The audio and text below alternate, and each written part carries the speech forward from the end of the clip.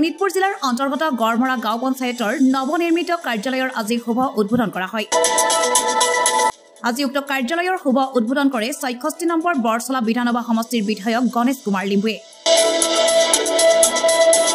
উল্লেখ্য যে শোণিতপুৰ জিলাৰ গড়মৰা গাঁৱত নিৰ্মাণ কৰা হৈছে গড়মৰা গাঁও পঞ্চায়তৰ কাৰ্যালয়।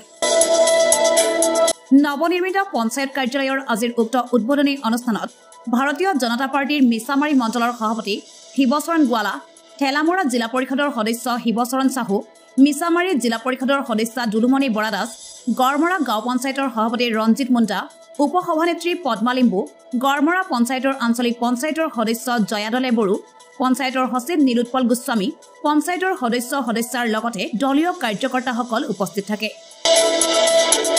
ঢেকিয়াজুলিৰ পৰা প্ৰশান্ত বৈশ্যৰ ৰিপৰ্ট, অসম সংবাদ ২৪ ঘণ্টা।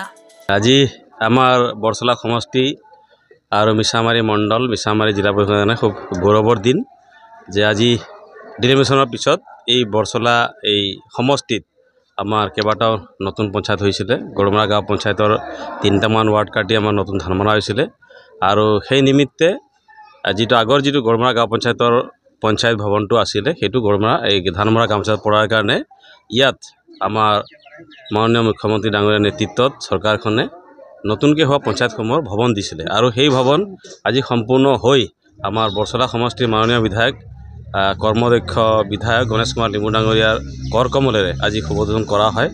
আৰু এই শুভ উদ্বোধন অনুষ্ঠানতে আজি আমাৰ বৰছলা সমষ্টিৰ প্ৰায়ভাগ জিলা এই পঞ্চায়তৰ সভানেত্ৰী, আঞ্চলিক পঞ্চায়তৰ সভানেত্ৰী, আমাৰ জিলা পৰিষদৰ সদস্যা সকলো পৰ্যায়ৰ দলীয় কাৰ্যকৰ্তা আৰু জনপ্ৰতিনিধিসকল ইয়াত উপস্থিত হৈ আমাৰ এই গড়মৰা গাঁও পঞ্চায়তৰ সভাপতি ৰঞ্জিত মুণ্ডাক সকলোৱে শুভকামনা জ্ঞাপন কৰিছে।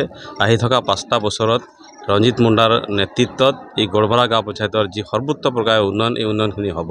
গতিকে মই ভাবোঁ আজি এটা শুভ দিন আৰু এই শুভ মুহূৰ্তত আমি সকলোৱে এটা আনন্দ ফূৰ্তিৰে আয়োজন কৰা প্ৰীতিভোজ গ্ৰহণ কৰিছোঁ আৰু এটা ভাল দিন। গতিকে মই ক'ম যে আজি আমাৰ গড়মৰাবাসী আৰু বৰছলা সমষ্টিৰ বাসীৰ বাবে এটা সুন্দৰ আৰু ভাল দিন। নমস্কাৰ। মই আজি ইয়াতেই আমাৰ গড়মৰা গাঁও পঞ্চায়তৰ উদ্বোধনী অনুষ্ঠানত উপস্থিত হৈ নিজকে খুব গৌৰৱ অনুভৱ কৰিছোঁ, সুখী অনুভৱ কৰিছোঁ। আজি এই সভাখনত আপোনাৰ বিশেষভাৱে ভাল লাগিল। ইয়াত জ্যেষ্ঠ যিসকল আছিল, আপোনাৰ জ্যেষ্ঠ নাগৰিক আৰু ৰিটায়াৰ্ড আমাৰ যিসকল শিক্ষাগুৰু আছিল, তেখেতসকলৰ উপস্থিতিয়ে আচলতে আমাক আহি থকা সময়ত যথেষ্ট কাম কৰিবৰ বাবে, ৰাইজৰ হৈ কাম কৰিবৰ বাবে আমাক যে আমি যে দিহা পৰামৰ্শ পাম আৰু আমাৰ মূৰত যে আপোনাৰ জ্যেষ্ঠসকলৰ আশীৰ্বাদ আছে, এই কথা আজি আচলতে ইয়াত আমি উপস্থিত হৈ পতিয়ন গৈছোঁ।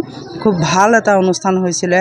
সকলো জ্যেষ্ঠ ওলাই আহিছে, সমাজৰ বিভিন্ন শ্ৰেণীৰ আপোনাৰ কাৰ্যকৰ্তাবিলাক ওলাই আহিছে, লগতো দলীয় সতীৰ্থসকল আছেই আৰু আমাৰ যিসকল পঞ্চায়তৰ প্ৰতিজন পঞ্চায়তৰে সভাপতি আপোনাৰ ইয়াত উপস্থিত আছিলে, কাউন্সিলৰসকল উপস্থিত আছিলে, আমাৰ চেয়াৰমেন উপস্থিত আছিলে, মোৰ আন এগৰাকী সতীৰ্থ আপোনাৰ ঠেলামৰাৰ জিলা পৰিষদ আছিল আৰু আমাৰ মাননীয় বিধায়ক মহোদয়ে আমাৰ গড়মৰা নতুনকৈ ভৱন্তি, গাঁও পঞ্চায়তৰ ভৱন্তি আপোনাৰ উদ্বোধন কৰিলে। খুব ভাল লাগিছে। মই সকলোকে শুভেচ্ছা জ্ঞাপন কৰিছোঁ আৰু সকলোকে মই আহ্বান জনাইছোঁ সভাটো যে আমি আহক, আমি সকলোৱে মিলিজুলি আমাৰ উন্নয়ন আমি ধাৰাটো এক খুব সুন্দৰভাৱে আমি ৰাইজৰ মাজলৈ আগুৱাই নিওঁ, যাতে ৰাইজ আৰু গাঁও পঞ্চায়তৰ যিটো তৃণমূল পৰ্যায়ৰ যিটো উন্নয়ন, সেই উন্নয়ন যাতে খুব সুন্দৰকৈ আমি ধৰি ৰাখিব পাৰোঁ, তাৰে আমি এক নিৰ্দেশনা হওঁ আহক বুলি আহ্বান জনাইছোঁ। খুব ভাল লাগিছে আজি অনুষ্ঠানটো।